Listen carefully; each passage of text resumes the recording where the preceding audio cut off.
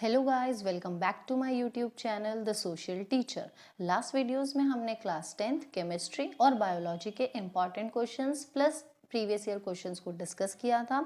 इस वीडियो में हम क्लास 10th के फिजिक्स के important questions plus previous year questions को डिस्कस करेंगे। सो स्टार्ट करते हैं chapter number 10 light reflection and refraction से।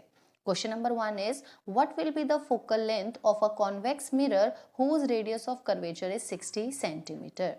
अब इस चैप्टर में क्या है कि बहुत सारे क्वेश्चंस हैं न्यूमेरिकल्स वाले हैं, तो आपको न्यूमेरिकल्स को ध्यान से करना है, सारे फॉर्मूलाज को लर्न करना है, न्यूमेरिकल्स की प्रैक्टिस करनी है। जो आपके इंटेक्स क्वेश्चंस हैं और जो आपकी बैक एक्सरसाइज है HBSC एग्जाम्स के लिए वो मोस्ट इंपॉर्टेंट होती हैं, तो आपको इन प्रीवियस ईयर के साथ साथ अपने इंटेक्स क्वेश्चंस प्लस अपने बैक एक्सरसाइज को भी करके जाना है। Second question is, what is the power of a lens? Define one diopter power of a lens. Question number third is, difference between a convex mirror and a concave mirror. Question number fourth is, define refraction of light, state laws of refraction. Question number fifth is, difference between a convex lens and a concave lens. Question number sixth is, explain the formation of images by a concave mirror with ray diagrams when. अब ये बहुत सारे आपको क्या दी होंगी, situations दी होंगी। ये दोनों क्वेश्चंस बहुत इंपॉर्टेंट है, कनकेव मिरर, कॉन्वेक्स मिरर वाले और कॉनकेव लेंस और कॉनकेव मिरर वाले। ये क्वेश्चंस में आपको क्या करना है, जितने भी रे डायग्राम्स हैं वो सारे रे डायग्राम्स, जितने भी आपके केसेस हैं कि ऑब्जेक्ट इन्फिनिटी पे है, कर्वेचर पे है, सेंटर पे है, सी और एफ के बीच में है, तो ये सारे के सारे आपको केसेस लर्न होने चाहिए, अच्छे तरीके से ड्रॉ करने आने चाहिए, बिकॉज ये वाले जो क्वेश्चंस हैं इस चैप्टर के आपके लिए बहुत ज़्यादा इंपॉर्टेंट हैं, तो आप इन्हें अच्छे तरीके से रिवाइज कर सकते हैं। तो क्वेश्चन नंबर 6 में कह रहा है, फर्स्ट है आपका when object is placed at infinity, जब आपका ऑब्जेक्ट इंफिनिटी पे है। Second, object is placed beyond centre of curvature. Third कह रहा है object is placed at centre of curvature. Fourth is object is placed between C and F. Fifth is object is placed at F and sixth is object is placed between F and P। तो ये सारे आपके cases हैं। ऐसे ही question number 7 है, इसमें आपको convex lenses की इमेजेस बनानी है, उसके जितने भी रे डायग्राम्स होंगे, और ये 6 उसके क्या हैं, केसेस हैं। तो ये आप पढ़ लीजिएगा, जो कि आपके लिए बहुत ज्यादा इंपॉर्टेंट है। Now chapter number 11, the human I and the colourful world. Question number 1 is, why do star twinkles? Question number 2 is, explain why the planets do not twinkle. Question number 3 is, what is cause of dispersion of light? Question number 4, ये बहुत important question है, explain the structure of human I and it's working. आपको human आई का structure बनाना आना चाहिए, और उसमें जितने भी आपके जो भी पार्ट्स होते हैं, जैसे कॉर्निया हो गया, आइरिस हो गया, रेटिना हो गया, तो इन सारे जितने भी आपके पार्ट्स हैं आई के, वो आपको पता होने चाहिए कि उन सबका फंक्शन क्या होता है। ये क्वेश्चन आपका बार बार रिपीट होता है। अब इसी चैप्टर में कुछ शॉर्ट क्वेश्चन हैं। Question number 1 is, what is the nature of image formed by eye lens on retina. Retina पे जब आई लेंस पे आपकी इमेज बनती है तो वो कौन सी बनती है, वो हमें पता है, रियल एंड इन्वर्टेड बनती है। तो इसी तरीके के आपके जो शॉर्ट क्वेश्चंस हैं ये भी आपको आने चाहिए। Question number 2 is, what is function of iris in human eye. Question number 3 is, name the phenomena due to which stars twinkle. Question number 4 is, the deviation of which color of light is maximum. And the last part is, prism splits white light into a band of color. Write the color in systematic order में आपको लिखना है, जैसे कि वो VIBGYOR होता है ना, तो आपको उसको सिस्टमेटिक तरीके से लिखना है। ये आपके शॉर्ट क्वेश्चन है, जो इस चैप्टर में से बहुत सारे शॉर्ट क्वेश्चन आपके बनते हैं। Chapter number 12, electricity.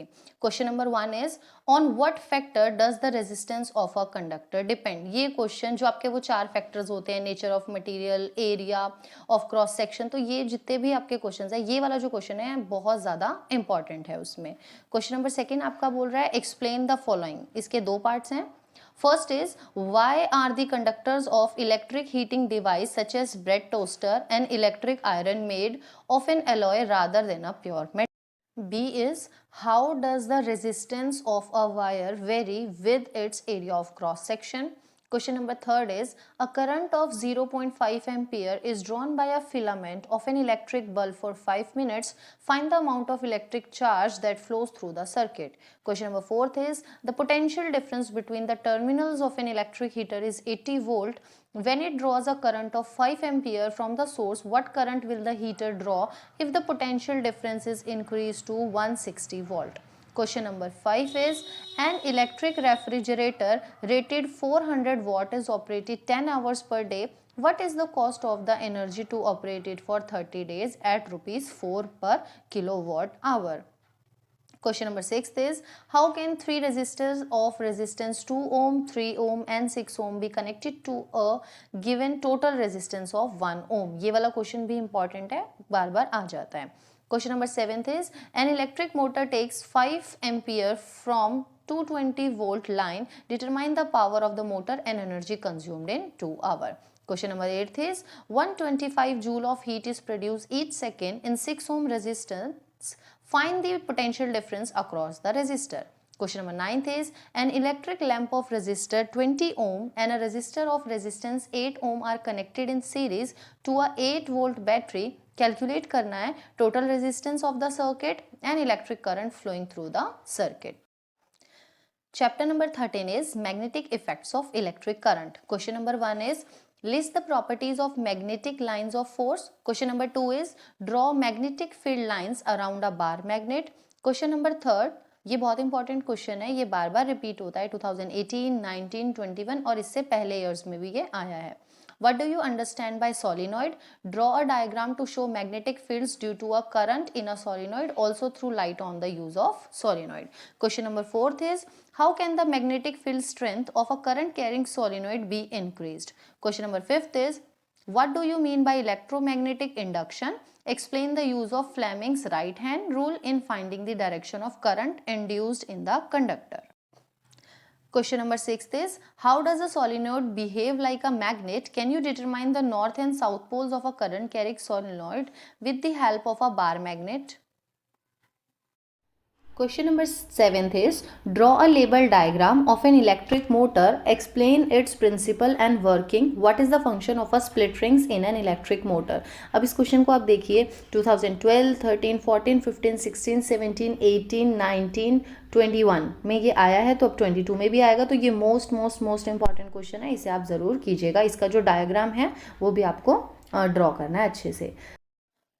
Question number 8 is, explain right hand thumb rule, Fleming's left hand rule, Fleming's right hand rule. ये भी इंपॉर्टेंट क्वेश्चन है, इसे भी कर लीजिएगा. Chapter number 14 is sources of energy. इसमें वेरी शॉर्ट क्वेश्चंस हैं आपके. Question number 1, name one device based on solar energy. Question number 2, what are non-conventional source of energy? Question number 3 is, name two devices based on solar energy. Question number 4, give two examples of potential energy. अब इसके short questions हैं. Question number 5 is, what is a wave energy? Explain in brief. Question number 6 is, explain the statement biogas is a good source of energy. Question number 7 is, what are the disadvantages of fossil fuels? Question number 8 is, what are the qualities of an ideal source of energy? ये 17 में भी आया था, 18 में भी, 19 में भी. Important question है, कर लीजिएगा.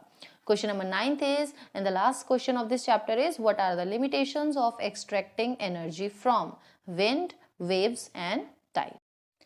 Chapter number 16 is sustainable management of natural resources. Question number 1 is, what are the advantage of conservation of underground water? Question number 2 is, what is recycling? What can we do for it? Question number 3 is, how is reuse useful in the conservation of environment? इस chapter में जो आपके वो 5 R होते हैं ना, 5 R's, reuse, reduce, recycle, तो ये सारे आप अच्छे तरीके से कर लीजिएगा. Question number 4 is, how do social and environmental problems arise due to construction of big dams? Question number 5 is, why should we conserve forest and wildlife? Question number 6 is, what is water harvesting? Write its advantage. And question number 7 is, and the last question of this chapter is, which environmental problems are created due to deforestation? तो ये video थी आपके physics की class 10th important questions for HBSC 2023.